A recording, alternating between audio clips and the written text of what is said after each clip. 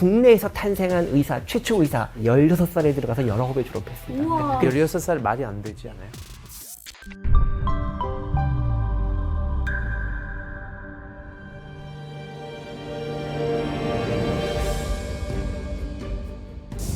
대한 닥터 후 이번 시간은 지난 시간에 이어서 이 학교 이야기가 계속되죠. 네, 맞습니다. 예, 오늘도 이 남은 이야기들 많이 풍성하게 아주 준비해 왔습니다. 그 첫 번째 제가 궁금한 게 그 지금의 서울대 자리가 의학교의 자리인가요? 아닙니다, 아니에요.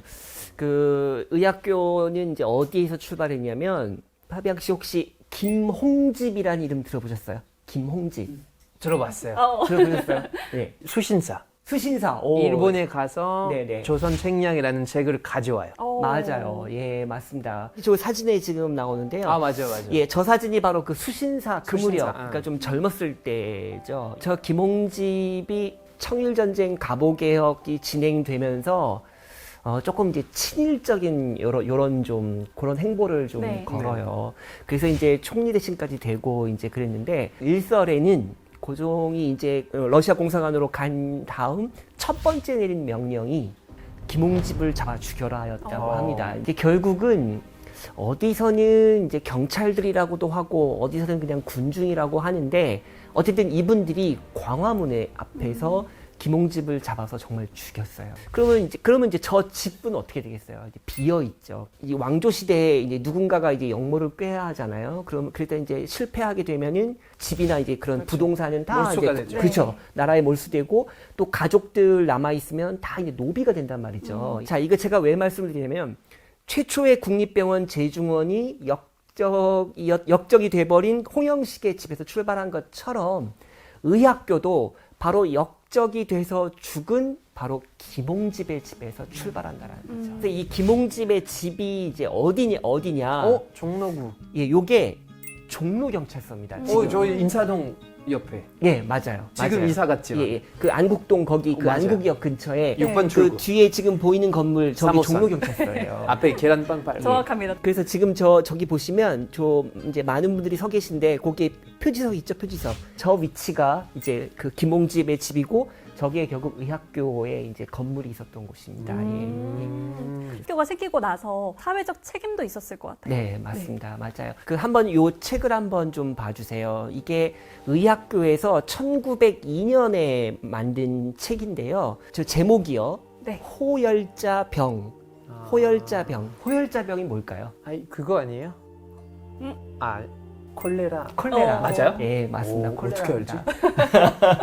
호열자병은 콜레라입니다. 그래서 네. 저게 뭐냐면 이게 좀 끔찍해요. 그러니까 콜레라의 그 고통을 저렇게 표현한 건데 호랑이가 호랑이가. 이제 사람의 살점을 물어 뜯었을 때 그 살점이 찢겨져 나갈 때의 그 고통. 그거를 이제 호열자라고 이렇게 표현한 거예요. 상상이 되네요. 그죠? 상상되시죠? 콜레라가 얼마나 심한지. 네. 그 거의 19세기, 20세기 초에 뭐 치명적인 전염병, 그런 감염병. 병. 그래서 호열자병 예방 주의서. 네. 그러니까 요즘 말로 하면 콜레라 예방 예방, 지침. 예방. 예방 지침. 저 책은 아마도 이제 당시 1902년에 콜레라가 워낙 심하니까 대한제국 정부에서 의학교 측에 요청을 했던 것 같아요. 그러니까 콜레라 예방 지침을 좀 만들어가지고 좀 배포해서 좀 예방 좀 해보자 이렇게. 네. 그러면 의학교의 교수진들은 누가 또 선발이 되셨을까요? 예, 지석영. 예. 네. 저분은 1899년부터 1907년까지 의학교가 존재했던 만 8년 동안 처음부터 끝까지 교장이셨어요. 와. 예, 그래서 저분은 이제 우리가 종두법만 기억을 하지만 한국 근대의학교육사의 또 한 획을 그은 분, 예, 이렇게 생각을 하셔야 되고요. 네. 옆에 있는 거는 이제 교장 임명장이에요. 예, 그래서 맨 위에 보시면 오른쪽이죠, 칙명. 그래서 이런 것도 좀 알아두시면 좋은데요. 이 왕이 내린 문서는 교지, 교서 이렇게 교자로 시작합니다. 교자, 네. 가르칠 교자. 황제가 되면요. 칙자로 시작해요. 칙명, 칙령. 칙서, 조칙 이렇게. 예. 그래서 교자를 쓰는 건 왕이고, 왕이고. 한 등급 위인 황제는 칙자로 쓰는 거예요. 예. 저땐 대한제국이니까 고종 네. 황제니까 이제 칙명이고요. 그 다음에 또 하나 특이한 거는 이 지성 선생님이 의학교 교장이면서 의학교 안에 국문연구소라는 걸 만들었어요. 그러니까 한글 연구소죠. 저거는 이제 그 국문정시라고 해서 먹판이에요? 이제 식자판 같은 거죠. 대박이에요. 예, 우와. 글자 쭉 이렇게 글자를 아, 보시죠. 그러게. 한글이 적혀 있어요. 예, 예. 이비리디니기. 그렇죠. 그러니까 이런 제가 식으로 한글 처음 배웠을 때 이거 많이 했어요.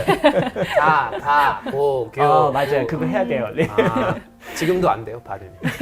자, 그 다음 사진 보시면 의학교 교수님이었던 이 김익남, 이분을 잠깐 소개해 드리자면 네. 이분이 일본에서 유학한 의사 중에 한국인 의사 중에 최초입니다, 저분이. 그래서 이제 돌아와서 이제 의학교에 이제 교수가 된 거예요. 그래서 이 김익남 교수님이 또 이분도 학교를 그만두고 군의장, 그러니까 요즘 말로 하면 왜 군의관 중에 최고 높으신 분을 뭐 의무감, 군의감 이렇게 부르잖아요. 네. 예, 바로 그거죠. 그 한국 최초 의사는 서재필이라고 알고 있는데 그럼 서재필이 의학교 졸업한 건가요?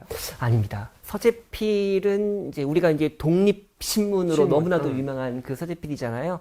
이분이 한국인 최초의 의사 맞고요. 근데 네. 이분은 미국에 유학 가서 미국에서 의사가 된 거죠. 그게 1893년입니다. 여기서 이제 우리가 얘기하는 거는 이제 국내에서 우리 한반도 안에서 이제 정규 의과대학을 졸업하고 이제 국내에서 탄생한 의사, 최초 의사. 이게 바로 의학교의 1회 졸업생, 바로 1902년에 저기 저 명단이 있죠? 19명입니다. 네. 예, 저분들이에요. 저기 보시면 오른쪽 끝에 5명이 우등 졸업생입니다. 19명 중에 와. 우등 졸업생인데 네. 저기 뭐 방한숙, 김명식 그리고 밑에 유필로 되어 있는데 저분이 유병필이에요. 그러니까 유병필이라고도 하고 유필이라고도 해요. 네. 예, 저분이 유병필이고 그 다음에 이제 손진수가 있고 그 다음에 김교준이 있죠. 김교준 저분은 의과대학에 우리 한국식 나이로 따졌을 때 16살에 들어가서 19배 졸업했어요. 우와. 그래서 최연소 졸업자예요. 최연소. 네. 16살 말이 안 되죠. 예, 근데 네. 김교준은 엄청 빨랐죠. 예. 아까 사진 속에서도 굉장히 앳되더라고요. 예, 맞아요. 예, 맞습니다. 그 나이에 놀아야 되는. 의사가 그러니까요. 저희 같았으면 저는 맞아. 그랬거든요. 계속 놀죠, 우리는 이 나이. 그 다음에는 또 이제 1903년이죠. 그때 네. 이제 13명의 2회 졸업생이 있고 1904년은 졸업생이 없고 1905년에 4명. 4명. 예, 그래서 의학교는 이렇게 3번에 걸쳐서 36명의 네. 의사를 배출했죠. 예. 그 가운데 저희가 또 꼭 기억해야 되는 분이 계시다면요? 좀 전에도 말씀드렸던 저 김교준. 네. 김교준 이분의 이제 을 보면은 이제 군의관으로 활동을 하다가 그 스승이었던 그 김익남 이 두 분이 같이 이제 간도로 옮겨가요. 네. 근데 이게 또 집안 내력이 있습니다. 이 김규준 선생한테 뭐냐면 그 혹시 그 우리 북간도에 우리 뭐 청설리대첩의 그 뭐 김저진 장군이라든가 네. 뭐 이렇게 우리 독립군단체 많잖아요. 이분들의 그 정신적 지주 역할을 했던 종교가 하나 있어요. 혹시 뭔지 아세요? 오. 네? 대종교. 네, 맞습니다. 대종교입니다. 좀 허탈하시죠? 네, 허탈하죠. 분명히 제가 그랬잖아요. 위협을 느끼고 있잖아요. 이 대종교가 원래 단군교잖아요. 단군. 처음 이름이 단군교. 그러니까 네. 민족 시조인 단군을 종교적인 신앙의 대상으로까지 그러니까 신격화한 거죠. 어떻게 보면. 그래서 이제 단군교를 창시한 사람은 나철이라는 사람이었고요.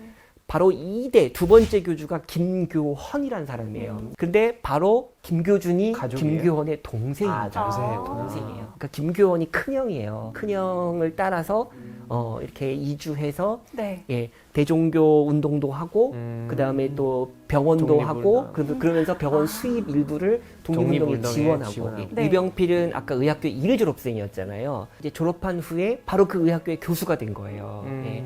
그래서 학생들 입장에서 보면 스승이면서 교수님이면서 선배인 거죠, 선배. 예. 친근감이 있었겠네요. 그렇죠. 예. 유씨의 조산술, 하마터면 큰일 날 것을 신기한 수술로 고쳐 경성부 관찰동 3번지 신구범의 아내 김현희 23살 본월 12일 오전 1시 처음으로 해산을 하는데 불행히 난산이 되어 태아가 뱃속에서 가로로 누워 대단히 위험함으로 즉시 조산부 등을 불러 간호했으나 조금도 효험이 없으므로 보생의관주인 유병 씨를 청하여 수술을 베푼 결과 유와 모녀가 모두 건강함을 얻었는데 유병필 씨는 17년간 조산술의 경험이 있었으므로 난산되는 여러 부인을 구하였다더라. 생각해 보세요. 저 시절에는 사실 우리 여성 뭐 환자도 그렇고 여성 산모들이 사실 남자들한테 이렇게 어떤 뭐 치료를 받거나 이러지 않잖아요. 어렵죠. 그러니까 산파라고 해서 이렇게 이제 동네에서 불러서 해결하는 방식이었는데 도저히 안 되니까 이제 결국은 유병필에게 의존을 해서 결국은 살아난 거죠. 예. 그 제가 듣기로는 한국인 최초 그 산부인과 그 개업 위도도 의학교의 출신이라고 들었는데. 예, 그렇습니다. 예. 이제 다음 보시면 이제 2회 졸업생 중에 최국현이라는 분이 있어요. 기사가 하나 이제 나오잖아요. 그럼 이것도 한번 같이 좀 읽어볼까요? 네. 임산부의 행복. 전 대한의원 의관 최국현 씨는 만 4개년간을 산부인과 및 내과에 종사하다가 이번에 본 관직을 사직한 후에 견지동 등지에 병원을 설립하고 특별한 수단으로 산부인과 및 내과를 전문 진료를 한다니 인부 및 산부의 일대 행복이라 하더라. 예, 저 기사를 좀 보면요. 저게 일단 전 대한의원 의관이라고 그랬죠. 의관이라는 게요. 의관이라는 게 요즘에 대학병원으로 치면은 교수님이에요. 의사로서 제일 높은 계급입니다. 이 최국현이라는 분이 그러니까 대한의원이라는 이 국립종합병원의 산부인과하고 내과에서 진료도 하고 또 학생들 가르치고 이렇게 했던 이제 경우고. 근데 이제 나라가 망하고 난 다음에는 저 견지동이 이제 조계사가 있는, 그러니까 안국동 그 옆에 바로 아래 그 견지동이거든요.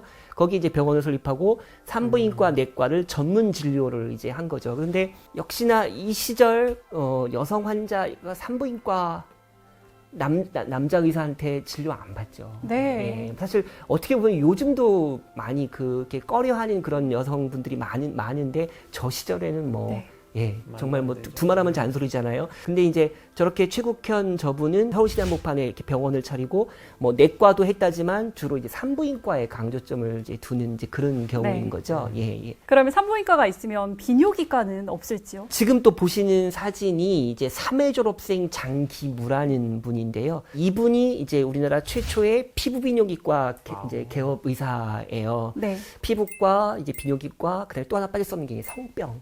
네. 이렇게 세 개, 이렇게 세 과를 이제 표방을 이제 하고 또 중요한 게 있습니다. 이분이 한국 최초의 의료 전문 신문을 창간한 분이에요. 예.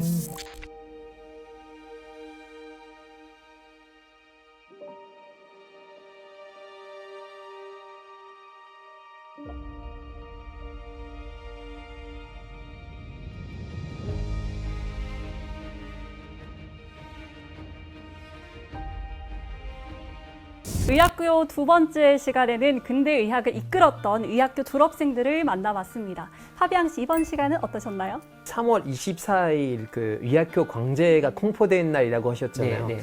3월 24일 이제 네. 다가오니까 이 지석연기를 한번 걸려고 합니다. 좋죠. 예. 의미 있는데요. 네. 대한 닥터우, 저희는 다음 이 시간에 재미있는 의학사 이야기로 돌아오겠습니다. 여러분 고맙습니다. 감사합니다. 감사합니다.